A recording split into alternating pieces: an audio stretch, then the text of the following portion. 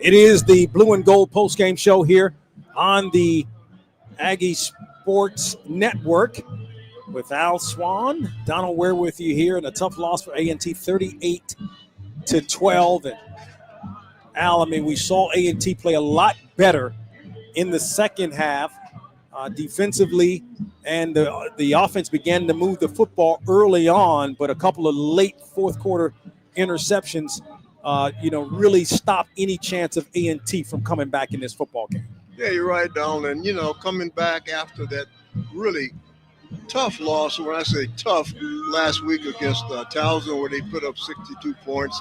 And to be charitable, we had sort of a lackluster performance, ourselves being A&T, and to come out today, and Stony Brook really started, they came out of the gate, guns blazing. Their first four possessions, they put points on the board, and the Aggies could have just mailed it in the second half, but boy, they didn't.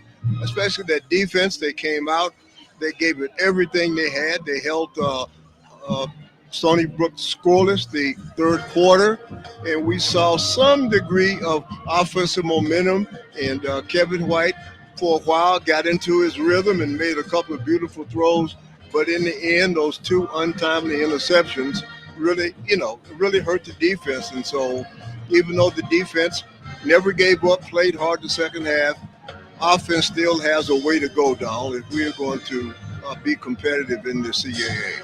Swann says Aggie pride, also says second half was much better. Penalties are killing us, and right, because we had the pre-snap, couple of the pre-snap penalties, especially really there in the first half. And but the second half was much better. But you're looking for something in the last couple of drives, even though you may not have been able to pull the football game out. You want, from an offensive perspective, to move the football, because now you got a nationally ranked Monmouth team coming in at Truist Stadium next week. You're right. Donal, you're looking for something to hang your hat on, something you can build upon. And of course, this is why it was so impressive to me that the defense, after the way the first half went, after last week's game, they did not mail it in. They came out in the third quarter, and they really played hard, didn't let Stony Brook score. And, of course, because of those late interceptions, Stony Brook was able to put a touchdown on the board the fourth quarter.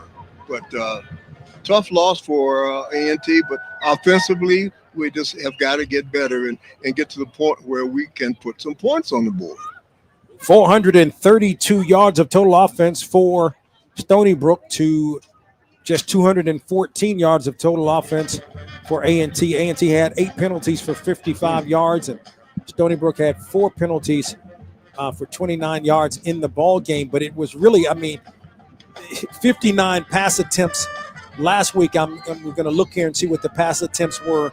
43. You're talking about 43 pass attempts this week for Boyd and Stony Brook.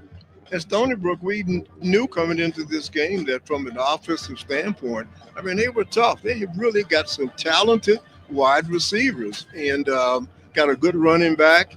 And, of course, Boyd is an excellent thrower. He has a really strong arm, has a very quick release. But defensively, the second half, I tell you, we put A&T defense got some pressure on him and got him off his spot. But we just could not generate enough offense to really get back into the ball game. Benjamin says Aggie pride. See, Greg says not being able to generate a running game has to be addressed, and you're right. We just not has really all season has really the Aggies have really not had a running game. Daryl says Aggie pride. Hans all the way from Indy says Super Saturday, fellas. I'm curious about the lack of personnel changes due to ineffective play on both sides of the ball. This is the time to get guys in-game reps to assist with player evaluations moving into next season. Yeah, I mean, Hans, that's I definitely hear you there. I mean, I think especially later in the game in the second half, A&T played a lot better, and you're looking for something, and just you can't afford to turn the ball over, and that's what happened because if A&T is able to score on both of those drives with the way that the defense was playing, you're not talking about a one-possession game at that. Exactly. And, we didn't mention it, but don't forget our lead, Wesley Gray, didn't play today. So there was, our top runner was, for whatever reason, injury, but, he was out today. And so that really had a negative effect on our running game also. Daryl says still got a lot of work to do. Swann says still believing in our team. Daryl says, when will the offense step it up? And, you're right, because you're talking about virtually no offense last week. Going back a couple of weeks ago, a couple of touchdowns, but really it was that special teams that really pulled it out for A&T. And so the offense has got to be able to get it going, especially next week against a high-scoring and high-powered Monmouth team. Yeah, I agree. And, of course, those two untimely interceptions today. There was a period of time where we thought Kevin White was getting some rhythm. He was really throwing the ball down the field, but in the end, a couple of costly mistakes in terms of judgment, in terms of throwing the football, led to interceptions that really put the defense in a hole and, of course, enabled Stony Brook to score their only touchdown the second half. Aggie 76 says, what's good, fellas? We just don't have overall talent across across the roster, to win consistently. I'm looking forward to upgrading our roster during the offseason. Aggie Pride. Angela says, Aggie Pride forever. Yes, a lot of work to be done. And so you hear the response from Aggie Nation. Patient seems to be, sort of the response and looking forward to next season. But look, you still got a couple of games remaining. And, we need to see what's going to happen into those games as the Aggies move into the offseason and prepare for 2026. Got Monmouth coming in next week. And, of course, they're ranked. And then, of course, the week after that, we travel down the road to Elon, which has a pretty good football team. So we got 2 more games to play. Han says, Aggie coaches, please, please, please recruit in our backyard. Believe it or not, there's quality talent in our state that we can pitch our university to who can change the course of our program. Definitely there's a lot of talent in the state of North Carolina. And A&T historically has recruited the state of North Carolina. And, look, you're talking about Sean Gibbs as the head coach. Well, when certainly when Rod Broadway was here, and Sean Gibbs was the running backs coach. I mean, most of Sean Gibbs's running backs came from the state. So I think they're definitely going to recruit the state.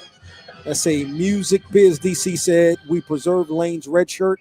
I'd like to see him play some over the next couple of games to see what he has. Had that 60-yard touchdown run last week. Daryl says, unless we get things together on both sides of the ball, we will get another 60-plus put on us next week.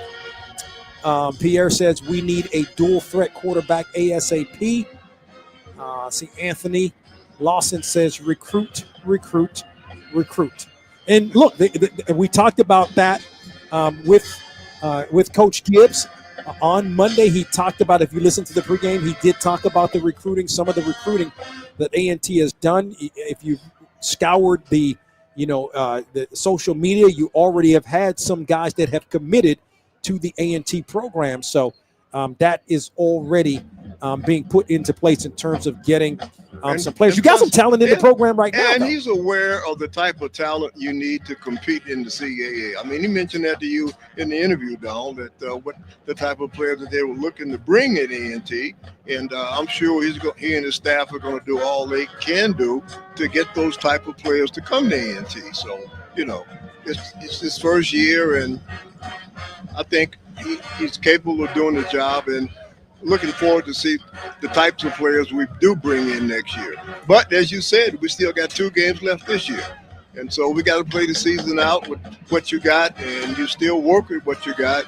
And that's why I was really pleasantly surprised at the defense, especially that second half, given what happened last week and the fact that Stony Brook got off to such a quick start. Defense did not give up the second half. They did not mail it in. They came out and played with a lot of heart and a lot of effort, and you got to give them credit for that. See, Williams says size matters. Troy says 2 to 3 years away, still have my Aggie pride. Josie says have to find a way to stop turning the ball over. Defense is on the field too much. Daryl says we need patience from the fans. Support the team. We will get there, and next season is nothing but up. Agreed. And I think that's sort of the sentiment. I think the sentiment from what we're hearing from Aggie Nation just on this Blue and Gold postgame show is patience. It was much different than what we were hearing at the same time last year. So I think we are hearing patience. And look, it's going to take some time. But again, you still got a couple of games left. Let's see what we can do, and moving into the 2026 season. We're going to get ready to wrap it up. Al, any last words? No, just the fact that very, very proud of the way the defense came out the second half, didn't give up, played their hearts out, and got a tough game next week because Monmouth is probably the best team that we're going to see all year, and we got to be ready to play them. Got to be ready to play Monmouth. As a matter of fact, it's going to be at Truist Stadium. It's a noon kickoff. Remember, 12 noon, not 1 p.m., 12 noon kickoff. We're coming on with the pregame show on the Aggie Sports Radio Network beginning at 11:30.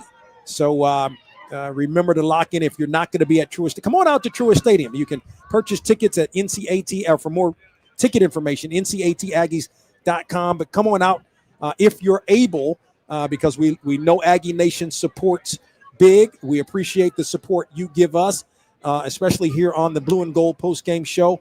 And if you're not able to come out, check us out on the Aggie Sports Radio Network. And again, it's a 12 p.m. kickoff. We're going to give, before we get out of here, got to thank Des back at the studios of the Aggie Sports Radio Network for all of his outstanding work. The last word is going to go to Robin, who says played much better in the second half. Still love my Aggies. Keep pounding. That's the last word from Robin. For Al Swann, Donal Ware saying so long for now from Brook, New York. Here on the campus of Stony Brook University, your final score, Stony Brook 38, North Carolina A&T 12. You've been listening to Aggie Football on the Aggie Sports Radio Network.